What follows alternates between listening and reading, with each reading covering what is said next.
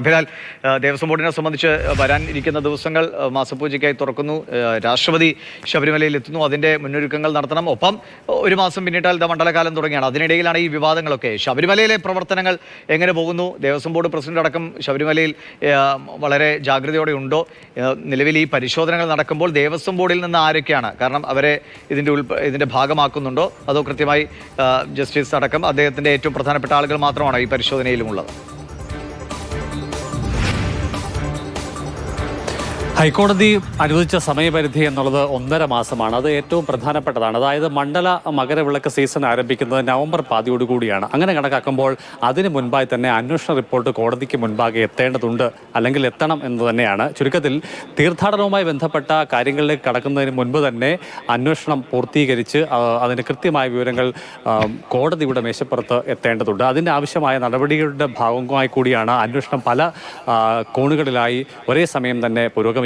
അന്വേഷണ സംഘം പത്തനംതിട്ടയിൽ ക്യാമ്പ് ഓഫീസ് കൂടി തുറക്കുമെന്ന വിവരങ്ങൾ ലഭ്യമായിട്ടുണ്ട്. അത് എവിടെയാണ്? സർക്കാർ ഉടമസ്ഥ അല്ലെങ്കിൽ പോലീസുമായി ബന്ധപ്പെട്ട ഏതെങ്കിലും കേന്ദ്രങ്ങളിലാണോ, അതിന് പുറത്താണോ എന്നത് സംബന്ധിച്ച് വ്യക്തത വന്നിട്ടില്ല. എന്തായാലും എല്ലാ തരത്തിലുള്ള ക്രമീകരണങ്ങളും സഹായവും ചെയ്തു നൽകാൻ സംസ്ഥാന സർക്കാരിനെ കോടതി ചുമതലപ്പെടുത്തിയിട്ടുമുണ്ട്.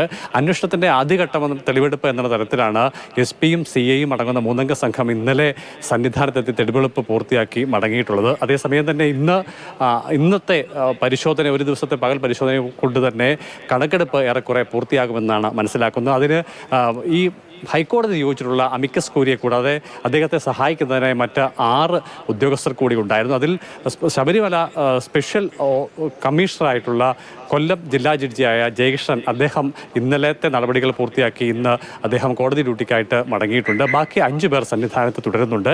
ശബരിമല സ്പെഷ്യൽ ഓഫീസർ, അതോടൊപ്പം തന്നെ എക്സിക്യൂട്ടീവ് ഓഫീസർ, ദേവസ്വം സ്മിത്ത്, ഈ അന്വേഷണം പൂർത്തിയാക്കിയ സംഘത്തിൽ ഒരാളായിട്ടുള്ള, അതായത് ആദ്യഘട്ടത്തിൽ അന്വേഷണം നടത്തിയ ദേവസ്വം വിജിലൻസിൻ്റെ പ്രതിനിധി അടക്കം മറ്റ് 5 പേർ സന്നിധാനത്ത് അമിക്കസ് ക്യൂറിക്ക് സഹായവുമായി എത്തിച്ചേർന്നിട്ടുണ്ട്.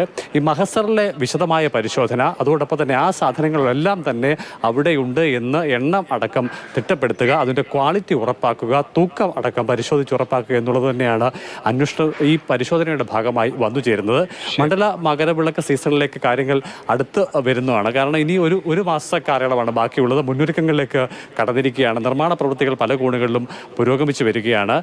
ഓരോ മണ്ഡല കാലവും എത്തുമ്പോഴും ഉള്ള തരത്തിലുള്ള ക്രമീകരണങ്ങൾ സാധാരണഗതിയിൽ പുരോഗമിക്കുന്നതോടൊപ്പം തന്നെ 22-ാം തീയതി പ്രസിഡന്റിൻ്റെ സന്ദർശനമുണ്ട്. അതിന് മുന്നോടിയായി വലിയ തോതിലുള്ള ക്രമീകരണങ്ങൾ പുരോഗമിക്കുകയാണ്. നാളെ ക്രമസമാധാന ചുമതലയുള്ള ഇതിൽ പ്രധാനമായിട്ടും ഇന്നലെയൊക്കെ പറയുന്നതിൽ ചില പരാമർശങ്ങളുള്ളത് ഇതൊക്കെ ഭക്തരെ ബാധിക്കുന്ന ഒരു വിഷയമായി മാറും, അല്ലെങ്കിൽ ഭക്തർക്ക് ഒരു ആശങ്ക ഇതിലുണ്ടാകും, ശബരിമലയെ ബാധിക്കുമെന്നൊക്കെയാണ്. ഇത് ശബരിമലയെ ബാധിക്കുന്ന ഒരു വിഷയമല്ല, ഇത് ശബരിമലയുടെ വിശ്വാസത്തെ ബാധിക്കുന്നില്ല. അവിടെ നടന്ന ഒരു കള്ളത്തരം അത് പുറത്തു വരേണ്ട ആവശ്യകതയാണ്. അത് അവിടെ എത്തുന്ന ഓരോ ഭക്തരും അത് ആഗ്രഹിക്കുന്നുണ്ട്.